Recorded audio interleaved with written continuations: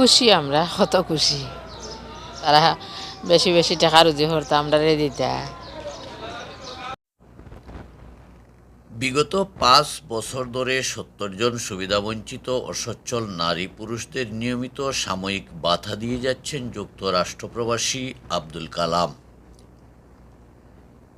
সিলেটের বিশ্বনাথ পৌর এলাকার বাসিন্দা যুক্তরাষ্ট্র প্রবাসী আব্দুল কালাম দীর্ঘদিন থেকে মানব সেবায় নিয়োজিত।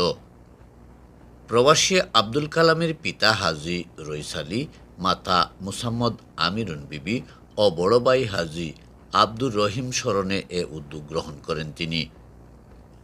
সরেজমিনে গিয়ে জানা যায়, পৌর এলাকার ১ নং ওয়ার্ডের ৭০ জন সুবিধাবঞ্চিত গরিব ও সচ্ছল নারী পুরুষদের মধ্যে প্রতি মাসে ৩০০ টাকা হারে এ ভাতা প্রদান করছেন তিনি। প্রতি ৩ মাস অন্তর অন্তর ভাতাপ্রাপ্তদের হাতে ভাতার টাকা ৯০০ এবং যাতায়াত খরচ বাবদ ১০০ টাকা সহ মোট ১,০০০ টাকা এবং একটি করে খাবারের প্যাকেট তুলে দেন। খাবার এবং ভাতা পেয়ে আনন্দিত সুবিধাভোগীরা। ভাতা নিতে আসা মানুষদের অনুভূতি জানতে চাইলে তারা খুশি, বলেন, আমরা কত খুশি। পাইয়া তো আমরা অসুখতা ওষুধ বাহর খাই, তারা লাগি দোয়া করি। তারা বেশি বেশি টাকা রুজি করতো, আমরা রে দিতা। আমি একজনে ডাক্তারি করাই না, বেমারি মানুষ অসহায়, তারা আল্লাহ বেশ নসিব করতা, মাগফিরাত দান করতা। ভাতার পরিমাণ কম হলেও ভাতা নিতে আসা মানুষরা অত্যন্ত আনন্দিত। এছাড়া নিয়মিত ভাতা বিতরণের জন্য তিনি স্থানীয় গণ্যমান্য ও সংগঠকদের নিয়ে গরিব অসহায় কল্যাণ ফান্ড নামের একটি সংগঠনও করেছেন। ভাতাপ্রাপ্তদের মৃত্যুর আগ পর্যন্ত নিয়মিত তাদের হাতে ভাতার টাকা পৌঁছে দিবেন বলেও প্রতিশ্রুতি ব্যক্ত করেন এ প্রবাসী। আমার উদ্দেশ্য একটা মনে করিল, আমার যা মধ্যে গানও কল আছেন, মা বাবা ভাই দাদা দাদি সবার উদ্দেশ্যে। আমার আর কোনো উদ্দেশ্য নাই, অন্য কোনো উদ্দেশ্য নাই। আর যাতে গরিব হলে একটা জিও পায়, আমার কাছে সাহায্য সহযোগিতা পায়।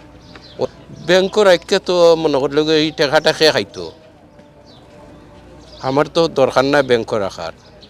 আর আমি যে মনে করি লোক ব্যাংক রাখা যে দেশ ইয়া খাই মুই একটা তো ই নিশ্চয়তা তো কেউ দিতে পারতো না। গরিবর রে দিলে মানে ই উপকারটা হইব।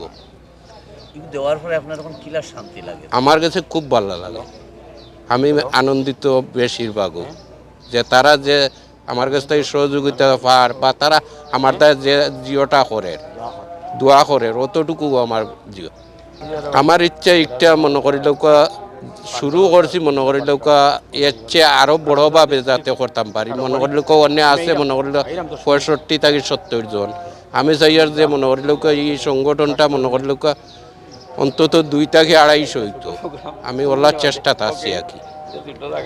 আমি যে সময় থাকতাম না, আমার ছেলে আছে মেয়ে আছে বা আমার ভাই বাতিজা আরও আছেন, তারা চালাই। শুক্রবার ৩ জানুয়ারি বিকেল ৩টায় প্রবাসীর নিজ বাড়িতে ভাতা বিতরণ অনুষ্ঠানে অতিথির বক্তব্য রাখেন দশগড় ইউনিয়ন পরিষদের chairman Emad Uddin Khan, Daulatpur union পরিষদের চেয়ারম্যান হাফিজ আরব খান, উপজেলা বিএনপির যুগ্ম সম্পাদক প্রভাষক মোনায়েম খান। এ সময় তারা প্রবাসীর এ মানবিক ও ব্যতিক্রমী উদ্যোগের ভূয়সী প্রশংসা করেন।